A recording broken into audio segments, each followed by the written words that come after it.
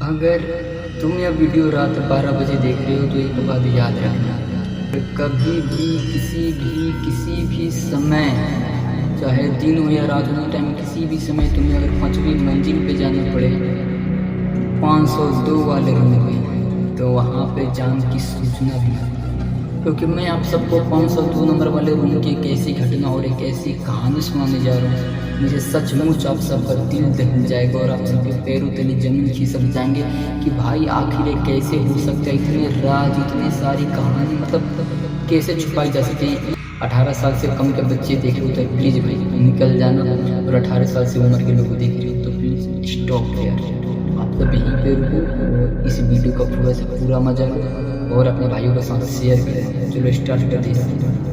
क्या आप सबको पता है, आप सबने कभी नोटिस किया है कि आखिर प्रिंसिपल या फिर कोई भी टीचर 502 नंबर वाले कमरे के पास हमें जाने के लिए मना क्यों करते हैं? मैं बताता हूँ। कहते हैं जो भी उस कमरे के पास जाता है दोबारा लौट कर नहीं आता। लेकिन दरवाजा खोलने के बाद अचानक से गायब हो जाना, दिखाई ना देना, ये मेन टॉपिक, ये सबसे डरावनी बात नहीं है। डरावनी बात यहाँ पे ये है कि गायब होने के बाद उसकी आवाजें हमेशा रात को कैसे गूंजती है, पूरी रात गूंजती रहती है। उसकी आवाजें उसी कमरे के अंदर चिल्लाती है, रोती है, पैर पटकती है, सामान इधर से उधर पटकते खिसकाती है, बेड को खिसकाती है, मतलब हर एक चीज वो उसी कमरे के अंदर करती है, चिल्लाती है। यहाँ पे अपने नाम लेकर बच्चों को बुलाती है, बच्चों के नाम लेकर बुलाती है, प्रिंसिपल के नाम लेकर बुलाती है, टीचर को नाम लेकर बुलाती है। उसकी आवाज गायब होने के बाद मैं तुम्हें उसी हॉस्टल की कहानी सुनाने जा रहा हूँ जो हरियाणा में पड़ता है। जिस हॉस्टल के बारे में मैंने आप सबको अभी बताया, इसी हॉस्टल की कहानी सुनाने जा रहा हूँ जहाँ कम से कम 5,000 छात्र से भी ज्यादा पढ़ते थे। और दिन में तो यह स्कूल बड़ा ही शानदार, बड़ा ही खिलता हुआ, हंसता खेलता ये स्कूल रहता था। मतलब बड़ा ही सुंदर लगता था। यहाँ पे जैसे 5,000 बच्चे पढ़ते होते इस स्कूल में, और तो वहाँ पे कितना अच्छा लगेगा। सबकी हंसी की बात है, किसी के कुछ करने की प्लानिंग, यानी पढ़ाई की प्लानिंग, कहीं घूमने की प्लानिंग, किसी की बातें करने की आवाजें इस स्कूल में गूंजती। लेकिन जैसे ही इस स्कूल में रात होती थी, पूरा बच्चे यानी 5,000 बच्चे थे, 5,000 बच्चों के मन में सिर्फ एक ही डर थी, कहीं वो आवाज मुझे सुनवाई ना दे दे, कहीं मुझे ऐसी नौबत ना आ जाए कि 502 नंबर वाले कमरे की तरफ से मुझे गुजरना पड़े।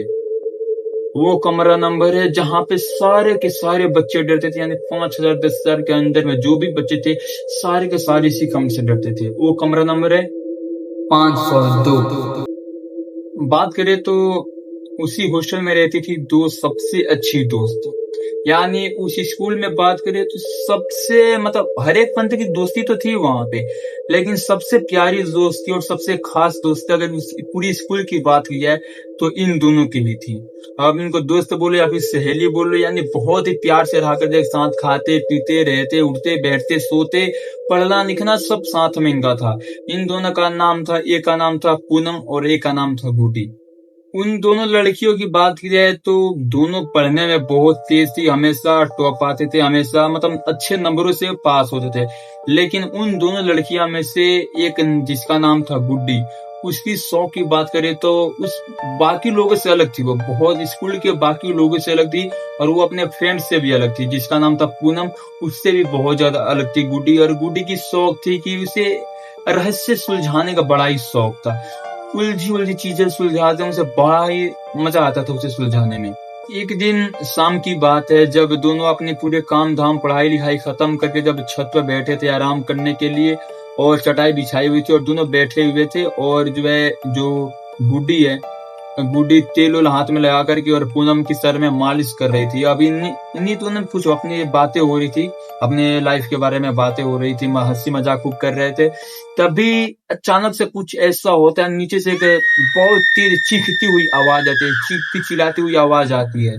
दोनों भागती हुई 5वीं मंजिल पर पहुंचे, और 5वीं मंजिल पर पहुंचने के बाद वहां पे नजर पड़ा भाई कॉरिडोर में दर्जनों छात्र खड़े थे, और दर्जनों छात्रों की नजर एक ही जगह थी, वो है कमरा नंबर 502।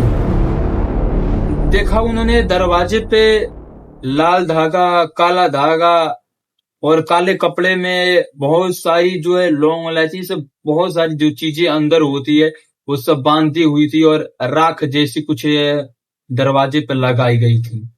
तभी एक अचानक से चिल्लाती हुई आवाज पीछे से आती है और चिल्लाती है, सभी के सभी अपने कमरे में जाओ और दोबारा कोई भी 502 नंबर वाले कमरे के बाहर दिखाई नहीं देनी चाहिए। अब इन लोगों ने पीछे मुड़ कर देखा, ऐसे मतलब पीछे मुड़ कर देखा तो वहां पे अरे भाई ये कौन खड़ा है, ये तो भाई स्कूल का वार्डन खड़ा है।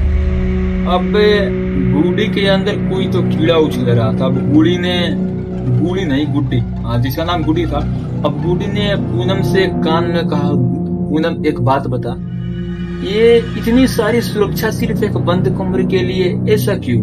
अब पूनम ने गुड्डी से कहा कि कुछ तो है जो हमसे छिपाया जा रहा है। अब सुनो, अब इसके बाद अपनी टर्निंग पॉइंट स्टार्ट हो गई जहां से इनकी ये जो हॉरर सीन है बदलने वाली थी और बहुत ही डीप में जाने वाली थी हॉरर स्टोरी। अब अचानक से इन दोनों की नींद उसी रात को ठीक 2:17 पे खुल जाती है और दोनों की बारी बारी नहीं, दोनों की एक साथ नींद 2:17 पे खुल जाती है। अब जैसे इन दोनों की नींद खुलती है, इन दोनों को क्या सुनाई देती है? कॉरिडोर में किसी की चलने की आवाज आ रही थी और पूरी साफ साफ आवाज आ रही थी,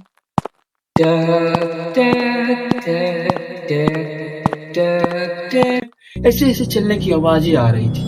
अब गुड्डी ने, भाई मेरा ही नाम गुड्डू है बट बार बार मेरा ही नाम याद आ रहा है तो आप सबसे सॉरी बोलता हूँ।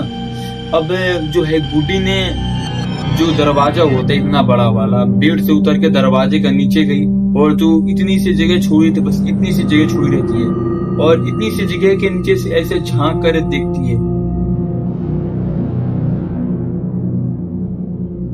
ऐसे मतलब झांक कर देखती है तो भाई कॉरिडोर तो खुला था और चलने की आवाजें साफ साफ अभी भी आ रही थी, टैक टैक टैक टैक, ऐसे चलने की आवाजें अभी भी आ रही थी।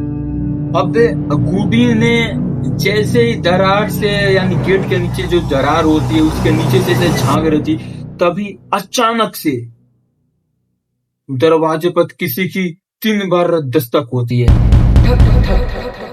अब गुड्डी एकदम डर गई, भाई पीछे।